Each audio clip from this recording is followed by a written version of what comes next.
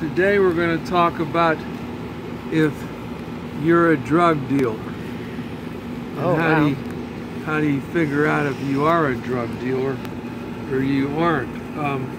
Because there are going to be a lot of parties today over people's houses, because today is a holiday, Memorial Day, and I know it covers the U.S. I don't know about the rest of the world, but the key is, how do you know if you're a drug dealer and you can get arrested? Because you know you're going to have a lot of people at your house, and whether you know it or not, there are going to be people taking drugs, passing drugs out, especially if they're, in that younger age group. There are going to be drugs around a lot of houses today in the United States, and I would say around the world. But the key is, if you own your house and you have all these people, you invite in all your friends, how do we know if you're going to get arrested just because you own the house and things like that? So there are some questions you have to ask, and we have to go through them because you're going to have there are going to be charges brought against some of the people you invited, their girlfriends, maybe their children, and there are going to be people OD, overdosing, and you could say, well, I didn't know about it, I didn't give them no drugs, but there are some things that you're going to have to figure out and try to learn, and we're going to try to help you. So the first question is, my friend accidentally overdosed and died in my house. Is that my fault? Legally speaking, it can be. Naturally, I'm going to say I didn't know where the drugs were, who gave them to him. I don't have nothing to do with it. But if you did supply the drugs, or you helped one of these other people obtain them, you could be considered a drug dealer and held responsible for the death and could go to prison, even though it all happened in your house and you didn't really sell drugs as they came in or anything like that. And like one guy brought some illegal drugs to a party, and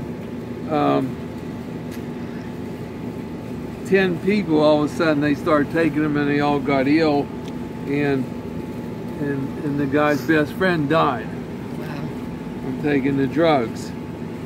And this guy was convicted of third-degree murder and sentenced to nearly 10 years.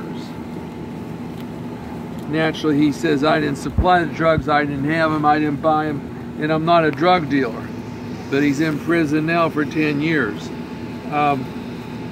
And that could be some of the things you're going to have to try to figure out, especially if you're in the teens, 17-year-old, something like that.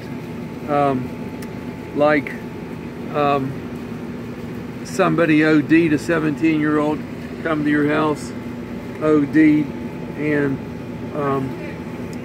the lawyer said 3 people could plead guilty, but the charge is still a felony. Now, another one is, I shared drugs with friends at a party. How does that make me a dealer?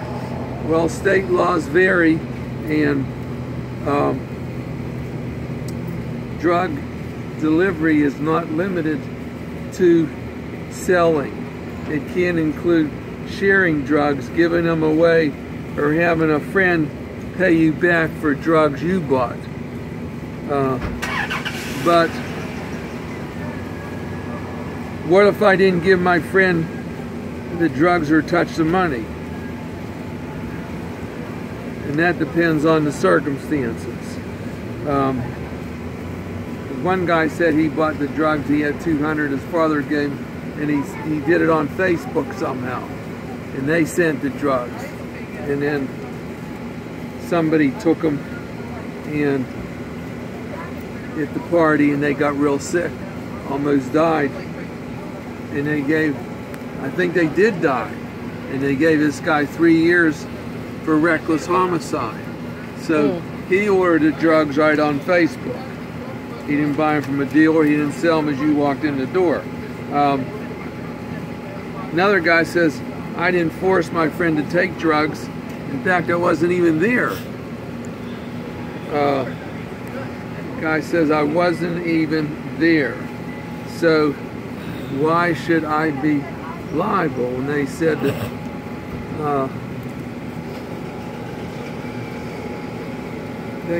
why should I be there?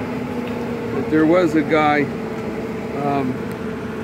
that died, and they said that the people could still be alive, and some family lost an innocent life. And the Attorney General of Rhode Island wanted to give him a mandatory life sentence. Because you did it, he used his Facebook? Well, if a friend overdoses, should I call 911 at my house? The question is, yes, you should call 911, but if you were involved in procuring the drugs, you would probably not be protected from being charged. Because if you helped get the drugs and then he took them and he was dying. The minorities, and then they're talking about minorities are more likely to be arrested and punished. Is that true when it comes to overdose deaths? That just depends on the state that they happen in and things like that, but a lot of times blacks are arrested faster than whites on these drug cases. What's the law in my state? 20 states have made a drug delivery resulting in death a crime. Other states charge overdose deaths under regular manslaughter, homicide, or murder statutes, making them more difficult to count. Thank you.